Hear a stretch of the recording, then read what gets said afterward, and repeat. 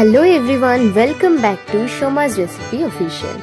आज के बानाबो पनीर मसालार एक रेसिपि, ताई भिडियोटाके एकदम स्किप ना करे शेष अब्दि किन्तु देखते थाको। प्रथमेई कड़ाईते परिमाण मतो सानफ्लावर अয়েল दिए निये तार मध्ये एकटुखानी घी फेले दिएछि।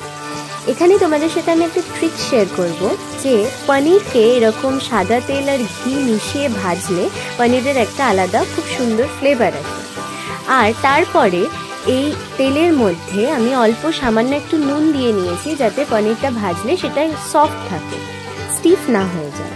হালকা হাতে তারপর পনিরটাকে ভেজে আলাদা একটা পাত্রে তুলে রেখেছি। এরপর আগে থেকে ডুমো ডুমো করে কেটে রাখা আলুগুলোকেও একইভাবে তেলে দিয়ে ভেজে নিয়েছি। তাহলে ভিডিওটা তোমাদের কেমন লাগছে অবশ্যই কমেন্ট করে জানাও। আর তোমরা পনিরের কোন রেসিপিটা খেতে বেশি পছন্দ করো সেটাও কিন্তু কমেন্ট করে জানাতে একদমই ভুলো না। আর চ্যানেলটাকে লাইক শেয়ার সাবস্ক্রাইব করে দিও অবশ্যই।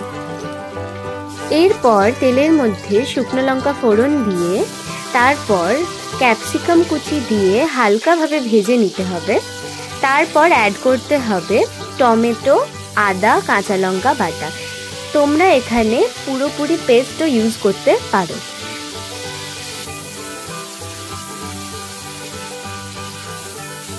তারপর মশলাটা একটুখানি কষে গেলে পরিমাণ মতো ধনে গুঁড়ো, জিরে গুঁড়ো, শুকনো লঙ্কা গুঁড়ো দিয়ে ভালোভাবে নেড়ে নিতে হবে মশলাটাকে।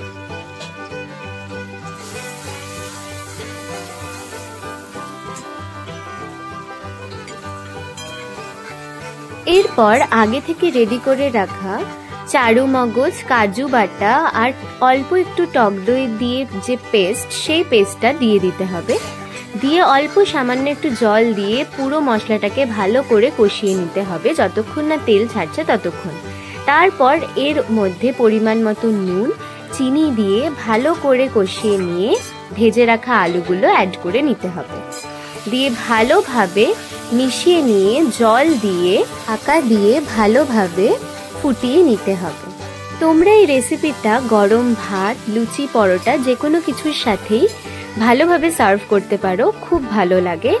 আর এই রেসিপিটা যে কোনো অনুষ্ঠানে, যেমন ধরো পুজো বা অন্যান্য যে কোনো অনুষ্ঠানে চটজলদি তোমরা বানিয়েও ফেলতে পারো।